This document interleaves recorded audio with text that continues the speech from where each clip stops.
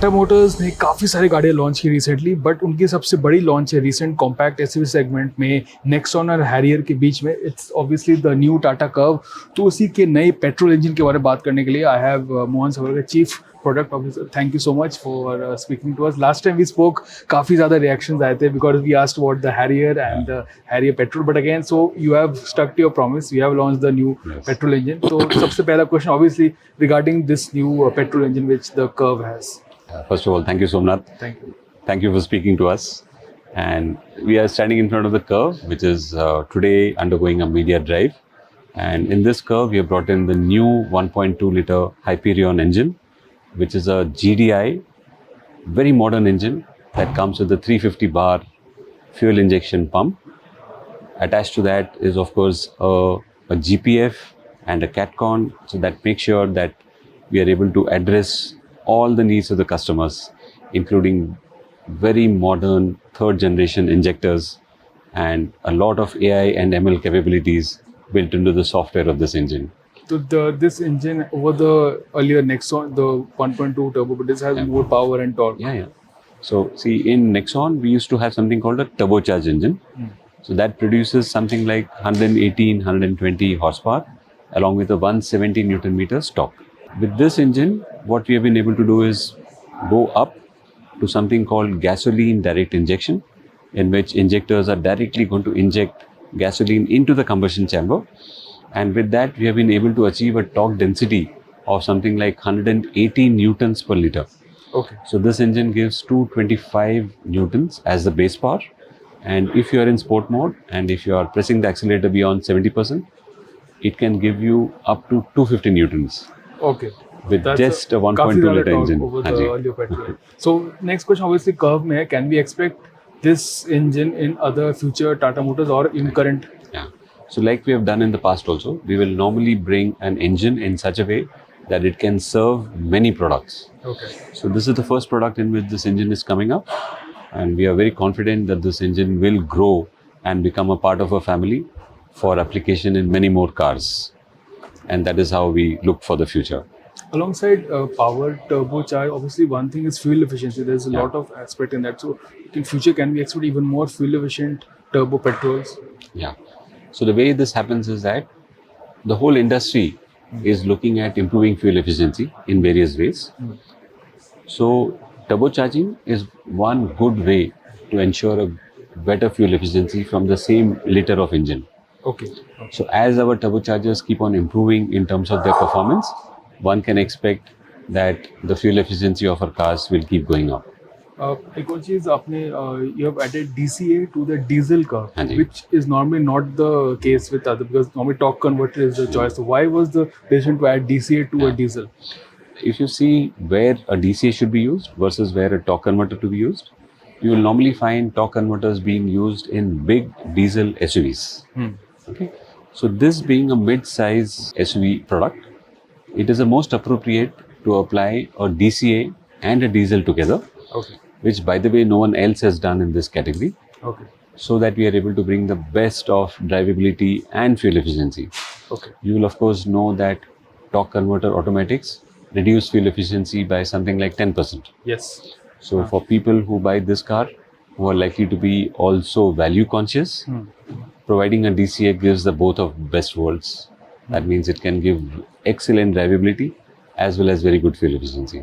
Okay. Obviously, if I talk about the coupe-like design of the Curvv, which is the big highlight, what was the decision behind the sort of getting into this segment? Because obviously it's something very new for the buyer. Sure. So if you see around the world, even all the premium makers of SUV, all of them have a coupe also in their product range. Okay. And normally the coupe is placed over the normal SUVs. Okay. So even in those countries, even for those manufacturers, their coupe versions are seen as the more premium cars for them also. Okay. So we now thought that maybe Indian customers need to get a taste of how a coupe drives. Okay. And that is how coupes has come here. Okay. You'll also maybe have an opinion that coupe is normally a two-seater version. Yeah. For India, that would not have worked. So although we have gone for a coupe, we have made it a four-seater. Okay. And not only that, the rear two seats can also fold forward. Okay. So in case you want to drive it in a two-passenger adaptation, you get much more boot volume, something like 930 liters. This has the highest boot, I mean, Yeah. the biggest boot. One real question is that features obviously very important too. So this has a lot of features. So what was the decision behind? How do you decide between which feature to give or not? Because obviously Yeah. cost भी काफी important है. So Yeah. the time deciding between two is very tricky. Yeah. So that is why you will see that all the features are laddered. So you will find that at the bottom end there is a certain minimum features that one would expect from a car like this, which is a mid-segment SUV. But as you go up in price points, you will get much more included in the package, Okay. and that is how our customers like it. Okay. Last question. आपका ये नया engine, so obviously there is a price difference between them. Can we in the future, obviously, how do you think the price can decrease between the two engines, with the new direct injection and the standard petrol that we have, turbo petrol? So one would expect that with the technology addition in this is a more expensive engine, and Okay. it is. Okay. But by the way, the kind of performance it gives and the kind of drivability it gives, it is well worth the money. Okay. Okay. In terms of the natural progression of the cost, one would expect that as the engine comes into this car and more cars, there would be economies of scale. Okay. We would improve on what kind of aggregates go inside the engine and try to make sure that the engine also starts becoming more and more affordable. Okay एक और सवाल obviously दूसरी गाड़ी में आपको देखता है mild hybrid is the new way because obviously stricter emission norms काफ़ी कुछ do see future obviously you have your EVs and there is the ICE. Do you see mild habit also having its own segment, or do you think that makes sense in the range, or Tata is just full EV? Yeah. तो अगर आप देखेंगे तो इस journey में CO2 की journey में EV ही शायद फाइनल सॉल्यूशन है. ओके. और आज और EV के बीच में हम लोग ने दूसरा स्टेप बीच में लिया नहीं है. डायरेक्टली आइस बनाया है, फिर EV बनाया है. तो हमारी तरफ से ये कोशिश रहेगी कि ज़्यादा से ज़्यादा लोग EV की तरफ जाएं, क्योंकि वही सबसे ज़्यादा green kind of let's say power utilization देता है.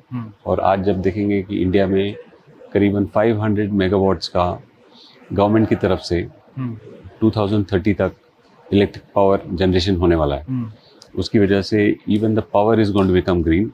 And then when you drive the EV with this kind of power, it is all the more better for the country. Okay. एक और सवाल, एक चीज़ काफ़ी आजकल चर्चा हो रही है कि diesel, future of diesel. So what is your opinion on the future of diesel, as at will Tata Motors still diesel very important for your portfolio? So हम लोग को भी लगा था कि BS6 फेज 2 आने के बाद शायद डीजल कम हो जाएगा. लेकिन हम देख रहे हैं कि बड़ी गाड़ियों में, खासकर बड़ी गाड़ियों में, आज भी डीजल का अच्छा बोलबाला है. और ये जो है हमारी तरफ से जब तक BS7 आएगा तब तक तो पक्का चलेगा, शायद BS7 के बाद भी चलेगा. लेकिन ये चीज़ So Tata Motors will offer diesel. I mean, they are not. You are not abandoning diesel. हाँ, we are not going to kill diesel. Okay. Just for the sake of killing it. Okay. As long as our customers want a diesel, we'll try to provide a diesel. Okay. So because the diesel is still going to be very important. If Curvv में diesel का भी काफ़ी है demand, और what's been the response to the Curvv till now? हाँ. So इस segment में हम देखते हैं कि करीबन 30-40% के आसपास डीजल का डिमांड होता ही है. Okay. So in the Curvv, how has been the response to this new direct injection in terms of? Yeah. So we are having a lot of response for this engine. Okay. A lot of people are inquiring about it. Okay. So now as the car becomes available and is let us say offered for test drive, we are very sure that this is going to catch up like anything. Okay. So this is going to be one of the, because obviously Yes. petrol in the Nexon, the petrol is very popular. Yes, yes. I think we can see this being very Very popular. much. So, thank you so much for speaking to us, and as always, Thank you. look Nice forward, and best of luck for this one.